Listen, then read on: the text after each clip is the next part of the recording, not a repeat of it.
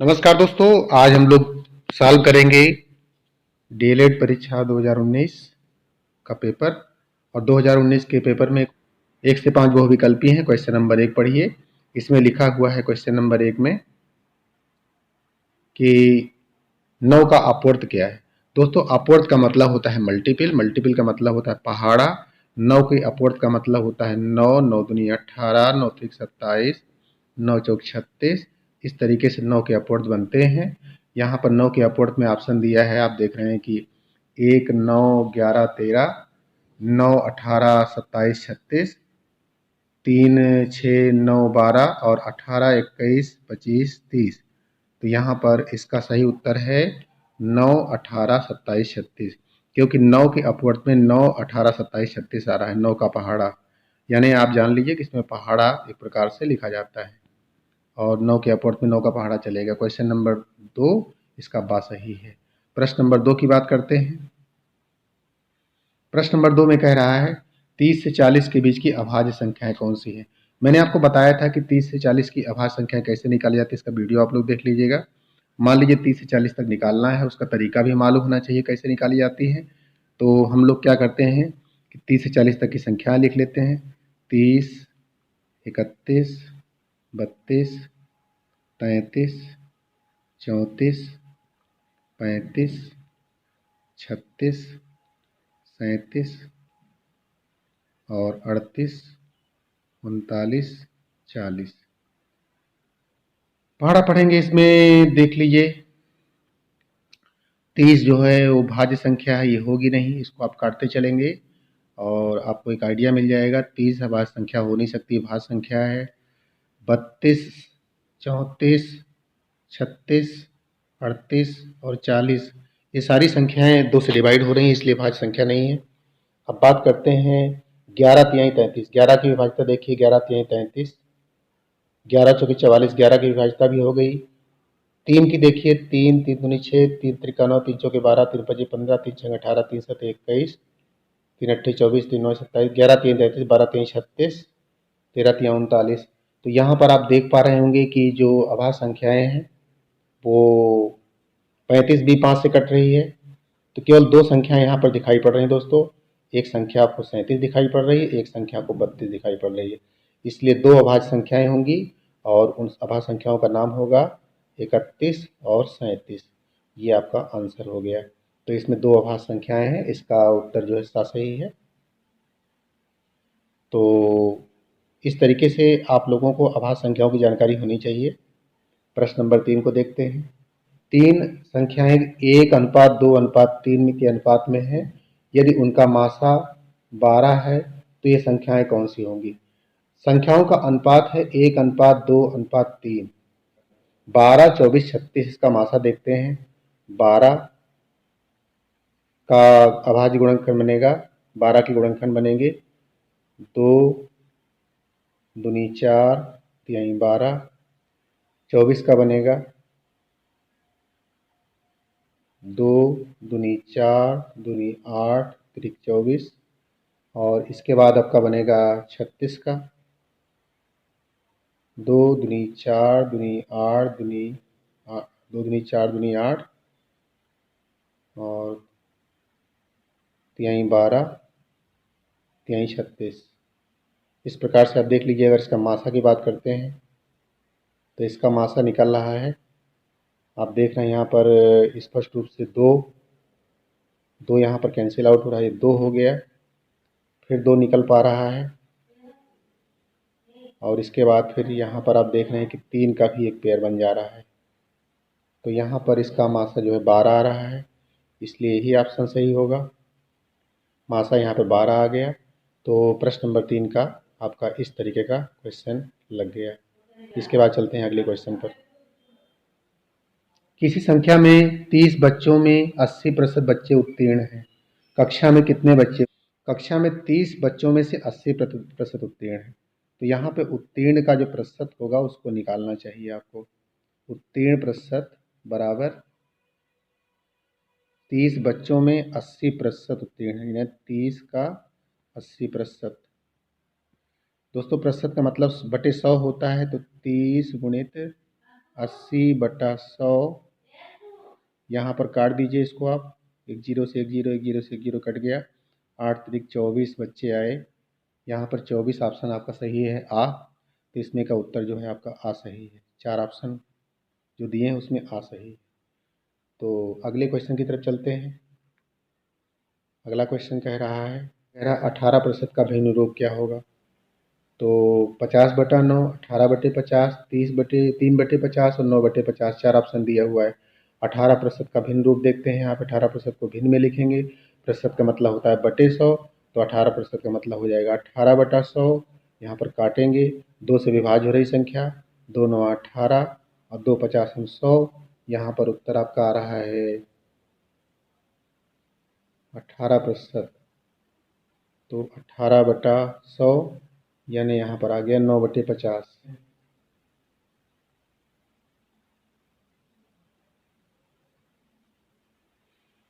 प्रश्न नंबर 6 है, 6वें में कह रहा है 3 अंकों की सबसे छोटी प्राकृतिक संख्या बताइए। तो हमें मालूम होगा कि 2 अंकों की सबसे छोटी प्राकृतिक संख्या होती है 10, 3 अंकों की होती है 100, 4 अंकों की होती है 1000। हमको पूछा गया है कि 3 अंकों की बताइए, तो 3 अंकों की हो जाएगी 100। इसका आंसर है 100। इसके बाद अगले प्रश्न की तरफ चलते हैं। अगले प्रश्न कह रहा है 35 सेंटीमीटर व्यास वाले वृत्त का परिमाप ज्ञात कीजिए। यह प्रश्न नंबर 7वां। 35 सेंटीमीटर वृत्त का परिमाप दिया है। पहले एक वृत्त बनाएंगे, उसका जो सेंटर से डिस्टेंस है 35 सेंटीमीटर व्यास दिया है। व्यास का मतलब होता है केंद्र से परिधि के दोनों तरफ के बिंदुओं को मिलाने वाली रेखा व्यास कहलाती है। और व्यास का मान 35 सेंटीमीटर दिया है, इसलिए त्रिज्या का मान हो जाएगा 35/2 सेंटीमीटर, क्योंकि जो त्रिज्या जो होती है वो हाफ होती है। और ये हो जाएगा 35/2 सेंटीमीटर। अब इसके बाद कहते हैं परिमाप ज्ञात कीजिए।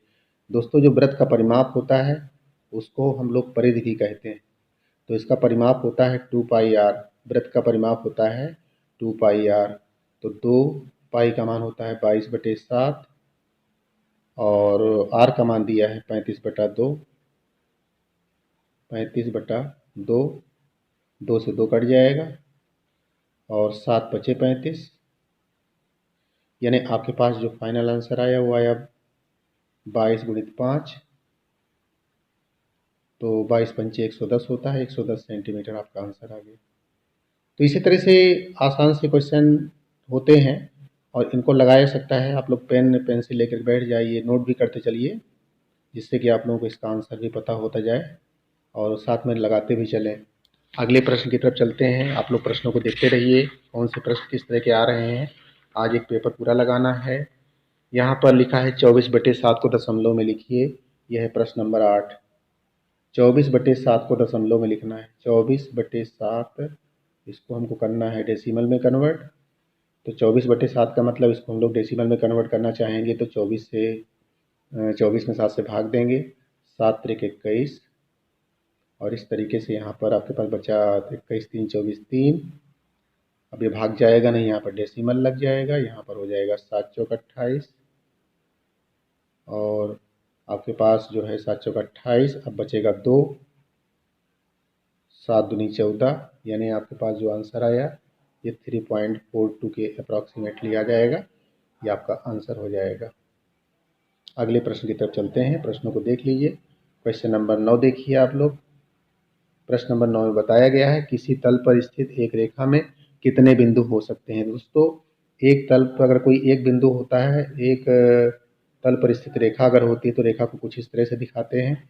यहाँ पर रेखा मान लीजिए L है और इसको अगर हम दिखा रहे हैं तो इसमें आप देख रहे होंगे बहुत सारे पॉइंट्स बन सकते हैं। मैं यहाँ पर पॉइंट से दिखा रहा हूँ, कोई भी काउंटिंग नहीं है इसमें। तो यहाँ पर इसका उत्तर होगा असंख्य बिंदु बन सकते हैं। एक रेखा में असंख्य बिंदु हो सकते हैं। इसी तरह से और भी क्वेश्चन आ सकता है कि मान लीजिए आपसे पूछ लिया गया कि एक बिंदु से कितनी रेखाएं खींची जा सकती है। तो आप देखते हैं एक बिंदु से बहुत सारी रेखाएं खींची जा सकती हैं।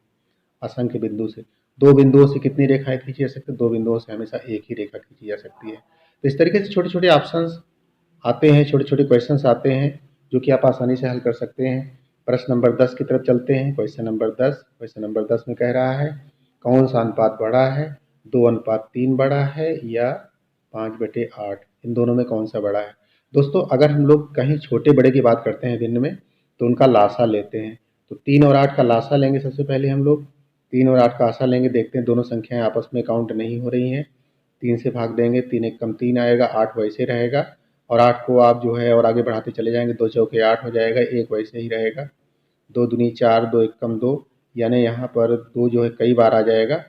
तो कुल मिलाकर के 24 लासा आ जाएगा। इसमें लासा जो है आपका 24 आया, आप यहाँ पे देख पा रहे हैं। दोनों के हरों को 24 बना लेंगे। 2/3 जो आ रहा है इसको भी 24 बनाएंगे। 24 बनाने के लिए 2/3 में नीचे 8 से गुणा करेंगे तो भी 24 बनेगा, तो ऊपर भी 8 से गुणा कर देंगे। 8 दूनी 16 हो जाएगा, यहाँ पर 8 त्रिक 24 हो जाएगा।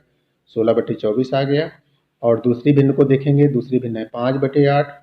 5/8 को भी उसी तरीके से बनाएंगे। 5/8 में भी 5/8 लिख करके यहाँ पे 3 से गुणा करेंगे नीचे, तो ऊपर भी 3 से गुणा हो जाएगा।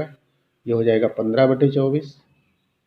दोस्तों यहाँ पे आप देख पा रहे हैं कि ये 15/24 और 16/24, इसमें आपका 15/24 छोटा है, यानी 16/24 का मान जो है वो 15/24 से ज़्यादा बड़ा है।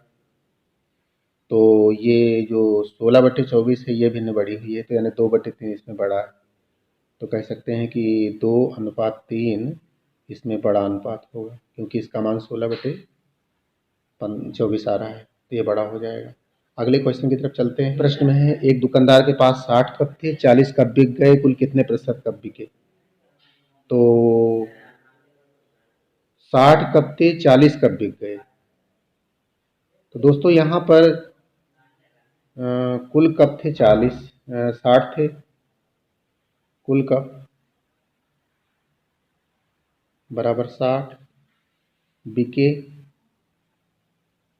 बराबर 40। तो प्रतिशत निकालना है, तो प्रतिशत में कितने बिके 40 और कितने थे 60, गुणित 100 भागित 100। भागित 100 का पोर्शन जो है प्रतिशत बदल जाता है, आपको पता होगा। और आपके पास अब आया कि कट गया एक जीरो, और आपके पास आया 400/6। 400/6 प्रतिशत। 400/6 को सॉल्व करेंगे आप लोग तो दशमलव में जाएगा आंसर। ये 400/6 भी कट जाएगा। 2 दूनी 4, 2 शून्य शून्य, 2 शून्य शून्य, 2 तिहाई 6, यानी आ गया 200/3। 200/3 का मतलब 3 से काटेंगे, 3 एक कम 3, 3 छंग 18, और आगे चलाएंगे इसको और भी भाग जा रहा है। 3 छंग 18 यानी 66.67 इसमें आंसर आएगा। तो इसका आंसर हुआ 66.67। किट वाला क्वेश्चन दिया गया है, यहाँ पर दिया गया 18 ऋण 14 प्लस 16, 18 ऋण 14 प्लस 16 ऋण 18 ऋण 5, ये क्वेश्चन है। सबसे पहले हम लोग छोटा कोष्ठक हल करते हैं। ये हो जाएगा 18 ऋण 14 वैसे लिख लेंगे, प्लस महिला कोष्ठक वैसे लगा रहेगा। पहले छोटा कोष्ठक हल किया तो 16 ऋण 18 में से 5 जाएगा तो 13 बचेगा। सबसे पहले आपने छोटा कोष्ठक हल कर लिया, उसको हटा भी दिया। अब हमारे पास जो अगला पोर्शन है वो 16 में से 3 13 घटाएंगे, तो ये हो जाएगा 18 ऋण 14 प्लस 16 में से 13 जाएगा तो बचेगा 3, यानी हमारे पास मझले कोष्ठक में 3 बचा, उसको भी रिमूव कर दिया हमने। अब हमारे पास हो गया 18 ऋण 14 3 17, और जिसका लास्ट में फाइनल आंसर आ जाएगा 1। तो इस तरह से क्वेश्चंस आसान हैं 2019 वाले। पटरी और प्रकार की सहायता 60 अंश 90 अंश का कोण बनाइए। 90 अंश का कोण आप लोग जानते होंगे कैसे बनता है, फिर भी हम आपको बता देते हैं कि 90 अंश का कोण कैसे बनता है। अगर 90 डिग्री कंस्ट्रक्ट करना है तो आप एक रेखा लेते हैं, एक किरण लेते हैं, किरण पर एक बिंदु लेते हैं, लास्ट वाला बिंदु। इसके बाद एक चाप लगाते हैं, ये चाप आपका चला गया। इस तरीके से जो चाप की लंबाई है उतने ही लंबाई का यहाँ पर भी चाप लगाएंगे तो 60 अंश का कोण बनाता है पहला चाप, दूसरा वाला 120 का बनाता है। इन दोनों चापों को विभाजित करेंगे तो इस प्रकार से विभाजित होगा और यहाँ पर एक डॉटेड कंस्ट्रक्शन कर देंगे, ये 90 डिग्री का एंगल बन जाएगा। तो कोई भी कोण आ सकता है पट्टी प्रकार की सहायता से बनाने के लिए। अगला क्वेश्चन है राम ने, क्वेश्चन नंबर 14 पढ़िए, इसमें लिखा हुआ है 14वें प्रश्न में, राम ने 300 में एक रेडियो खरीदा, वह कितने रुपए में बेचे कि उसे 20% का लाभ हो। 300 रुपये में, तो ये कहने का मतलब है कि जो कास्ट प्राइस है, क्रय मूल्य, ये 300 रुपये है, ये 300 रुपये कास्ट प्राइस हो गई इसकी, और उसके बाद इसका लाभ जो है यानी प्रॉफिट जो है वो 20% है। तो आगे कह रहा है कि 20% निकाल, मतलब इसका निकालिए, तो 20% चाहिए, यानी इसमें आप लोग कर सकते हैं कि अगर 20% चाहिए तो 100 रुपये का रेडियो 120 रुपये में बिकना चाहिए। यानी कहने का मतलब इसको यूनिटरी ला यानी एक नियम से लगाएंगे कि जब 100 रुपये कास्ट प्राइस है, क्रय मूल्य है, तो सेलिंग प्राइस है, तो सेलिंग प्राइस यानी विक्रय मूल्य है 120 रुपये। तो जब 1 रुपये क्रय मूल्य होगा तो विक्रय मूल्य हो जाएगा 120/100, माने 100 में इतना तो 1 में कितना, इस तरह का होता है। तो 300 रुपये कर लेंगे, तो दोनों तरफ आप 3 से गुणा कर देंगे। तो ऐसी कंडीशन में इसका आंसर आएगा 120/100 गुणित 300, ये दोनों जीरो कट जाएंगे ऊपर नीचे से, 120 तिहाई 360 आंसर आ जाएगा। इसका आंसर आ जाएगा 360। अगले क्वेश्चन की तरफ चलते हैं। अगले क्वेश्चन में कह रहा है वह बड़ी से बड़ी संख्या बताइए। बड़ी से बड़ी संख्या कभी भी होती है, ध्यान रखिएगा। क्वेश्चन नंबर 15, बड़ी से बड़ी संख्या कहीं भी ली जाती है तो बड़ी से बड़ी संख्या में मासा लेते हैं। बड़ी संख्या में हमेशा मासा लिया जाता है, छोटी से छोटी संख्या में लासा लिया जाता है, ध्यान रखिएगा। लिखते भी चलिए। इसमें कह रहा है कि 49, 59 और 109 से भाग दें तो क्रमशः शेषफल 1, 3, 5 रहे। तो दोस्तों यहाँ पर जो है 49 से अगर कर रहे हैं तो 49 माइनस 1 कर देंगे, ये 48 आ जाएगा। अगला कह रहा है कि शेषफल 3 रहे, तो 59 में से 3 घटा दीजिएगा, 59 में से 3 घटाएंगे तो इसका 56 आएगा। और आगे 109 वाला संख्या है उसमें से 5 घटा दीजिएगा, तो इसका आ जाएगा 195, 104। अब आपको क्या करना है कि 48, तो जाहिर सी बात है कि 4 चौके 16, 3 48, ऐसा लीजिए कि कॉमन फैक्टर बन जाए। और 48 के बाद आपका दूसरा बन रहा है संख्या 56। 56 में क्या बनेगा, 14, 14 8, 14, 14 चौके 56, 4 एक बार बन रहा है, 14 चौके 56, 7, 28 दूनी 56, 7 4 2। मैं एक कॉमन फैक्टर बना रहा हूँ लगभग। और 109 का भी इसी प्रकार से बना लीजिए। 109 का बनेगा, 9 क्वेश्चन कह रहा है 5a² का मान ज्ञात कीजिए यदि a बराबर ऋण 2। मान आपको निकालना है कि मान क्या होगा। और 5a² + 4a - 2 ये संख्या दी गई है। मान आपको निकालना है a बराबर ऋण 2 पर, तो a बराबर ऋण 2 रख देंगे। 5 ब्रैकेट में ऋण 2 का स्क्वायर धन 4 ब्रैकेट में ऋण 2 और ऋण 2। देख लीजिए, ऋण 2 का स्क्वायर किसी भी ऋणात्मक संख्या का वर्ग धनात्मक होता है। तो 5 ब्रैकेट में आ जाएगा +4, 4 माइनस और प्लस का मल्टीप्लाई माइनस होगा, 4 दूनी 8, ऋण 8 हो जाएगा। यहाँ पर ऋण 2 है ही है। और ये हो गया 5 चौके 20, ये हो गया 8 और 2 10, 10 20 में से 10 घटाएंगे तो उत्तर आएगा 10। आपका आंसर हो जाएगा 10। अगले क्वेश्चन की तरफ चलते हैं। दोस्तों यहाँ पर एक पूरा पेपर है जो कि आपका हल हो रहा है, और इसी तरह से अगले क्वेश्चन पेपर को भी हल करेंगे। यहाँ पर देखिए अगला क्वेश्चन दिया गया है प्रश्न नंबर 17। 17वें प्रश्न में कह रहा है नीचे दिए गए चित्र को देख करके, एक चित्र बनाया गया है, देख लीजिए। नीचे दिए चित्र को देख करके निम्न शब्द प्रश्नों के उत्तर दीजिए। एक इसी प्रकार से व्यास बना हुआ है, यहाँ पर ए बी, और यहाँ पर सी पॉइंट है, यहाँ पर बी पॉइंट है। और उसके बाद इसमें एक इस तरह का कंस्ट्रक्शन किया गया, ट्रायंगल बनाया गया है, यहाँ पर भी एक मिला दिया गया है इस तरह से।